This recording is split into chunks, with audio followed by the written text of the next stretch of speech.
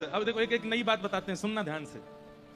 हमारे ठाकुर जी टेढ़े काय को खड़े हैं, कई इसके पीछे बातें बताई जाती हैं, पर वास्तविकता यह है कि किशोरी जी, ललिता जी ठाकुर जी के किसी अंग को देखती हैं, विशाखा जी किसी अंग को देखती हैं, सब सखियों के कोई नेत्रों पे अटकी है, कोई नासिका पे अटकी है, कोई कानन पे अटकी है, कोई लटान पे अटकी है, कोई हाथन पे अटकी है, कोई चरणन में अटकी है।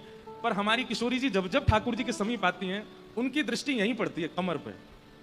किशोरी जी ठाकुर जी की कमर ही देखती हैं। क्यों? ऐसे बिल्कुल राधा रमन जी जब उष्ण काल में, हमारे राधा वल्लभ जी राधा रमन जी जब कम कम वस्त्र पहनते हैं, उनकी कमर देखो कैसे बिल्कुल 8 बार भोजन करते हैं, फिर भी पेट नहीं निकला इतना सा भी। ऐसे बिल्कुल महाराज, ऐसी कमर है ठाकुर जी की।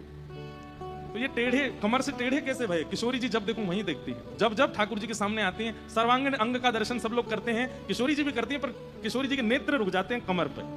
अब इसके पीछे लीलात्मक भाव तो बहुत सारे हैं, लीला के भाव तो बहुत सारे हैं, लेकिन वास्तविक भाव क्या है? पूरे ब्रह्मांड को ठाकुर जी अपनी अंटी में बांध के कमर में ही रखते हैं। तो किशोरी जी कृपा करने के लिए कमर की ओर देखते हैं।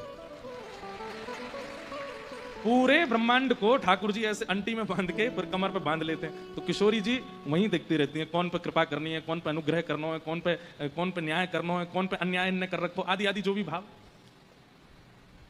हमारे ब्रज में एक रास का पद गाते हैं, रास में चल श्यामा प्यारी, बाट सब देखें ब्रज नारी। रास में चल श्यामा प्यारी, बाट सब देखें